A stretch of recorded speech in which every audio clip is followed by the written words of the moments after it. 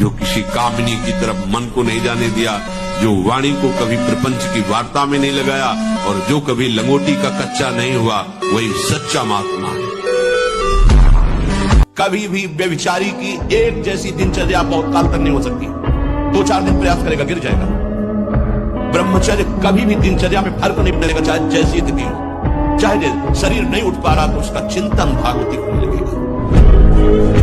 जैसा बनना वैसा सोचो, जैसा सोचोगे वैसा बन जाओगे। जादू का चमत्कार है। एक आदमी जो है उसको किसी ने बता दिया कि तुम मर जाओगे, तुम्हारे लक्षण ऐसे दिखाई देते हैं। जवान आदमी था, उसकी बैठ गया मैं मर जाऊंगा, अब मैं मर जाऊंगा, अब मैं मर जाऊंगा। भोजन छूट गया, पीला होने लगा ऐसा। तो पूज्य स्वामी श्री राघवानंद सरस्वती जी महाराज, तो उनका बेटा जब मुझे पता चला तो मैं गया और उनसे कहा वो तो समय तुम्हारा निकल गया जो मरने का था, अब तुम नहीं मरोगे। किसी ने कह दिया था तुम मर जाओगे, उसके दिमाग में बैठ गया। स्वामी जी जाके बोले कि वो समय तो निकल गया, अब तो तुम नहीं मरोगे। उसी दिन से वो स्वस्थ हो गया। बड़ी बड़ी औषधियों से स्वस्थ नहीं हो रहा। मन से सच्ची, हर कष्ट को तुम रौंद सकते हो, हर कष्ट को सह सकते हो। अगर अभी तुम निश्चय कर लो मैं मरा, अब तुमको कोई नहीं मार सकता। सब भयभीत हो जाएंगे तुमसे। केवल एक निश्चय कर लो, अब हमारी जिंदगी की कोई परवाह नहीं। अभी अभी तुम्हारा वो भयंकर रूप आ जाएगा कि जिस गली से निकलोगे लोग अंदर घुस जाएंगे।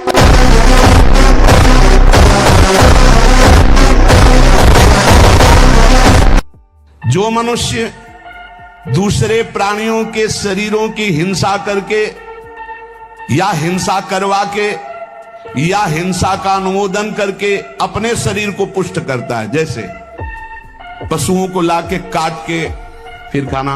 बोले हम काटते तो नहीं, दुकान से ले आते हैं। तो दूसरा, हम लाते भी नहीं है, मंगवा लेते हैं। तीनों को बराबर नरक मिलेगा। कर्ता प्रेरक अनुमोदन। प्राणियों की हिंसा करना, हिंसा करवाना, हिंसा का अनुमोदन करना। 84 लाख योनियों से छूटने का एक सिद्ध उपाय, अगर श्रीमद चतुराशी जी का एक बार पूरा गायन कर लिया जाए तो कभी 84 लाख योनियों में नहीं जाएगा। ये आचार्य महापुरुषों के वचन है और भगवान अपने वचन भले टाल दें पर अपने भक्तों के, प्रेमियों के, महापुरुषों के वचन नहीं टालते। भगवान का एक स्वभाव है। आप अपने क्रम को रोकिए। एकांत आपका बहुत पवित्र होना चाहिए, ध्यान दीजिए। ऐसा मत समझो कि कोई डांट नहीं रहा, कोई देख रहे। सब देख रहे हैं, देखने वाले देख रहे, पर वो इसलिए नहीं बोल रहे कि जब तक आप छोड़ने की चेष्टा नहीं करोगे चुप रहेंगे। भगवान देख रहे हो, क्या बोल रहे हैं आपसे। संयम से रहो, व्यायाम करो, भजन करो, सत्संग सुनो, सबको सुख पहुंचाने की भावना रख। अभी कमल जैसे खिले रहोगे। हमारा बाहर कोई दुश्मन नहीं है, बाहर कोई मित्र नहीं है, यही सबसे बड़ा दुश्मन और सबसे बड़ा मित्र। देखो बहुत सही ढंग से हम चल रहे हैं समाज में, राधे राधे, और 1 मिनट इस बेईमान के कहे में लग गए और कोई गलत आचरण कर दिया, सब मिट्टी में मिला दिया। है ना भारी दुश्मन। पूरे जीवन की कमाई 1 मिनट में कमाई। कितने बजे उठ जाते हैं आप? सुबह 3 बजे। जमीन पे सोते हैं आप? जमीन पे आप देख सकते हो, या फिर तखत, क्योंकि ब्रह्मचारियों पर, संतों पर तखत ही मिलेगा। जमीन पे सोने के बाद धरती पर प्रणाम किया, उठा, पानी पिया, फ्रेश होने गया 3-4 किलोमीटर, आया, दातुन करी, तिल के तेल से या फिर जैतून के तेल से माता घी मालिश करी। मतलब आप 4 बजे से पहले स्नान कर लेते हैं? जी। बाकी फिर पूरे दिन में 3 बार नहाओ, 4 बार नहाओ, वो अलग बात है। उसके बाद में वो माता गोबर से बनी हुई धूप उसे जलाता हूँ। जब तक वो जलती तब तक मैं सपाटे लगाता हूँ। उसके बाद आप दिन में क्या करते हैं? दिन में इधर ही माता की सेवा हो या फिर थोड़ा बहुत भजन हो, घूमता रहता हूँ या कोई किताब पढ़ लेता हूँ। उसके पश्चात शाम होता है? शाम को फिर मैं अपना थोड़ी बहुत दिनचर्या जैसे सपाटे की वो भी करता हूँ। फ्रेश होने के बाद 4 बजे शाम को जल्दी भोजन करके फिर मैं तेल मालिश करके सपाटे करने के बाद इधर आकर गौ माता की सेवा करता हूँ। बाजी बनने में ऐसा नियम ले ले कि हम गलत नहीं करेंगे, चाहे हमारे को अपना प्राण त्यागना पड़े। तो आ जाए इस लाइन में, मर जाऊंगा पर गलत नहीं करूंगा। तमोगुण, रजोगुण का विकार, काम, क्रोध, लोभ, मोह, मत्सर, अभिमान, इन शत्रुओं को पराजित करने के लिए, आत्मानंद में स्वराज्य पर स्थित होने के लिए इंद्रियों का संयम, ब्रह्मचर्य अत्यंत आवश्यक है। एक छोटा बालक है, जाकर के बालकों ने बताया तुम्हारे पिता के गले में परीक्षित महाराज, चक्रवर्ती सम्राट राजा परीक्षित ने मरा हुआ सर्प डाल दिया। तो उनका ऐसा, उसे चक्रवर्ती सम्राट होने का गर्व है। वो समझता है ऋषियों में अब ताकत नहीं रही। जल उठाया और कहा मैं श्राप देता हूं, आज के 7वें दिन तक्षक नाग आएगा और उस परीक्षित को काटेगा और वो मर जाएगा। आपका जीवन ब्रह्मचर्य ही अमृत है और आपका जीवन ब्रह्मचर्य ही नहीं मृत्यु है। ब्रह्मचर्य रहने के लिए आपको अपनी दिनचर्या सुधारनी होगी। प्रातः 4 बजे आपको उठना ही होगा, तभी आप ब्रह्मचर्य रह सकते हैं। ये भगवत मार्ग के पथिकों के लिए नहीं, उनके लिए नाम रूपी बल ब्रह्मचर्य का महान ताकत, एक अद्भुत बल, एक अद्भुत उत्साह, एक अद्भुत तेज बना रहता। बादाम में थोड़ी है, हलवा में थोड़ी है। बादाम हलवा खा के तो बेकार हो जाओगे। शुद्ध सात्विक थोड़ा अन्न एक बार डाल लिया शरीर पोषण के लिए, बस जल, व्यायाम, प्राणायाम, ब्रह्मचर्य, इससे बहुत बड़ा बल प्राप्त होता है। कम से कम 1500 दंड बैठक मारियो, फिर 2, 4, 6 घंटे पद्मासन सिद्धासन में नस नाड़ी एकदम शुद्ध, तब वो ब्रह्मचर्य लगना चाहिए कि ब्रह्मचारी जा रहा है। ये पानी से शुद्ध हो जाओगे, पानी से केवल जैसा घी लगता है सब पानी लगेगा। प्राणवायु का संशोधन करके प्राणायाम कह नहीं रहा है, हफ्ता भर भोजन नहीं मिला, गंगा जल से काम चलता रहा। सुबह गंगा स्नान करके विशाल अशोक का वृक्ष, उसके नीचे में पद्मासन लगाए बैठे हुए थे। फिर आंख खोल के बैठ गए, सामने आया, उसने कहा पहचाना? हम कहा आप वही हैं जिनको कल हमने रोका था कि आप है। तो बोले मुझे जानते हो?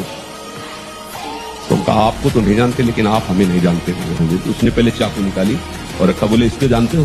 हाँ जानते। पिस्तौल निकाली, ऐसे रखा, बोले इसको जानते हो? हमारे पास कमंडल रखा था, ऐसे खोला और गंगा जल, हमका इसको जानते हो? हम कहा केवल हम और तुम हैं। हम कहा केवल हम और तुम हैं, तुम्हारे पास अस्त्र है और सुना है तुम हिंसक स्वभाव के हो, तुम अपना प्रयास करके देख लो, एक बार हम अपना प्रयास करेंगे। गंगा जल केवल है। भगवान से यदि संबंध है तो हर परिस्थितियों में महान दिग्विजय योद्धा सामने होने पर भी उसको परास्त होना पड़ेगा। ब्रह्मचारी के हृदय में एक ऐसी अध्यात्म शक्ति होती है, कहीं कोई कभी भय नहीं लगता, कहीं भी।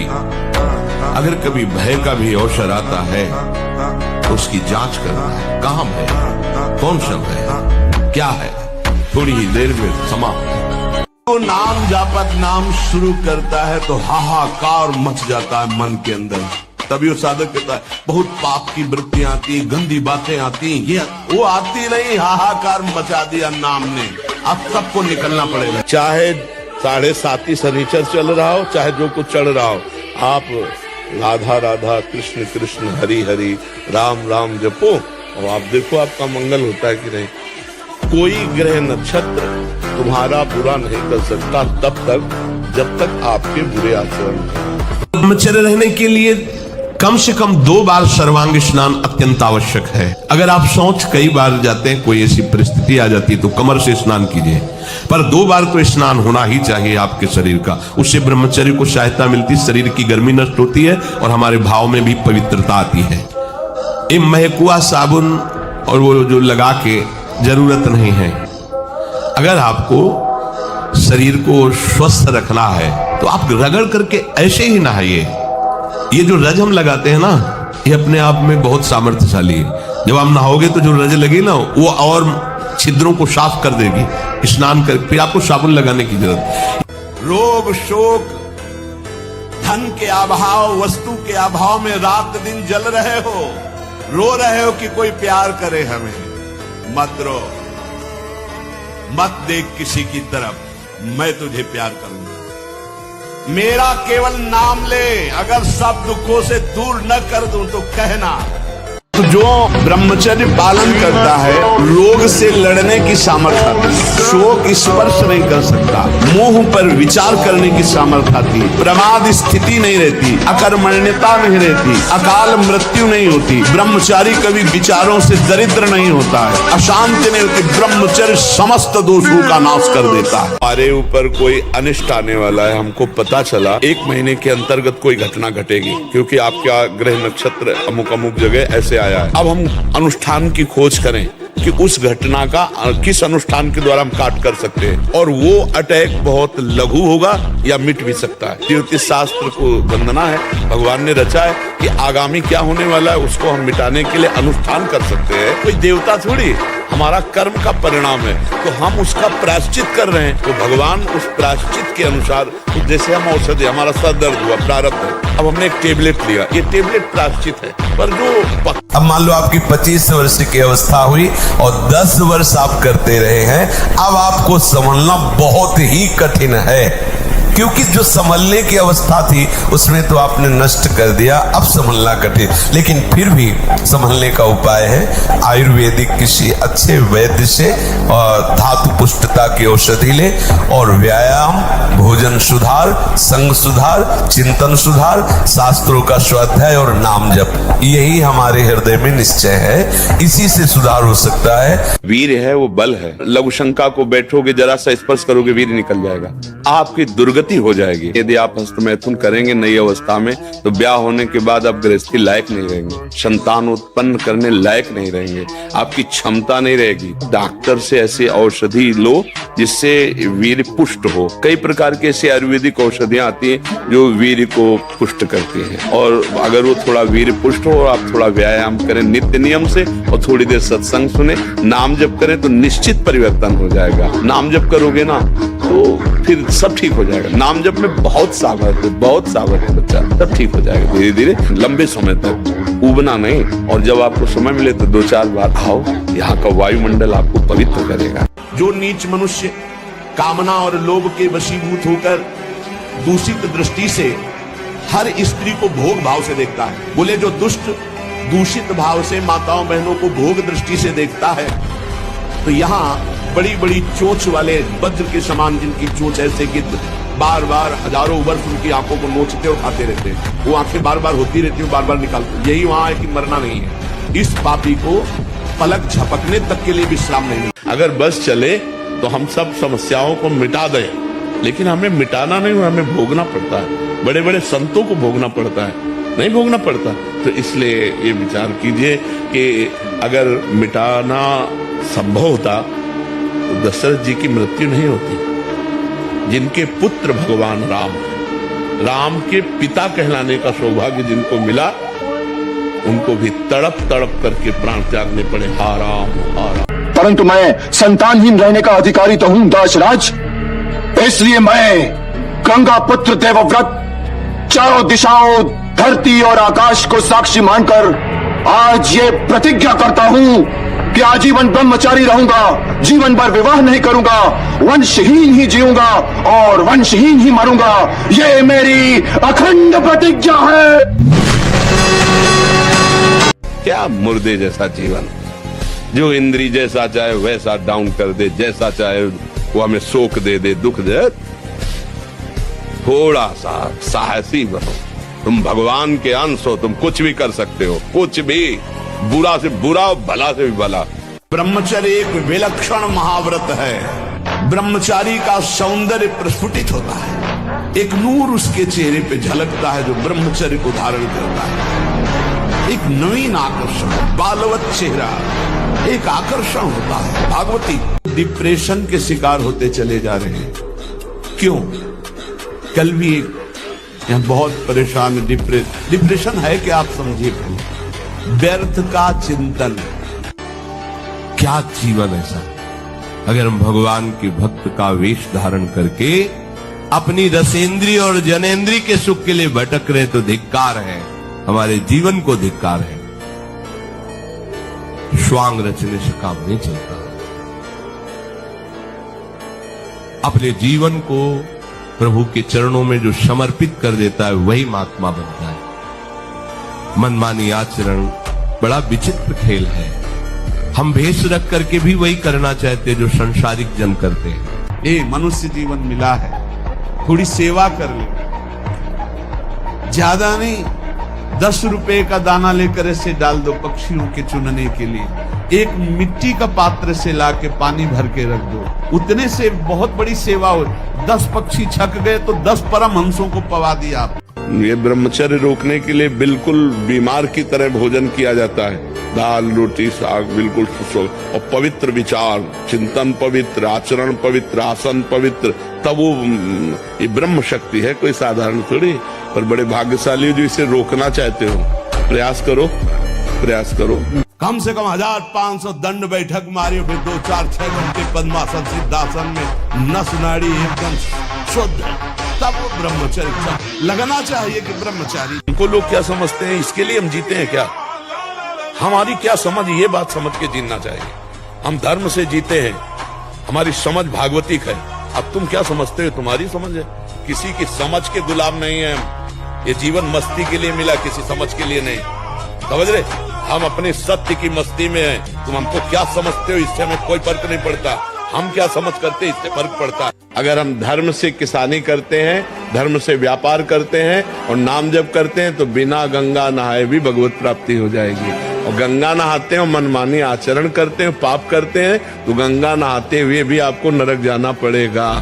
पक्की बात सुनो, चाहे जितने तीर्थ हैं वो सब तीर्थपाद भगवान के हैं। बिना भगवान का स्मरण किए हुए जीव का परम कल्याण नहीं हो सकता।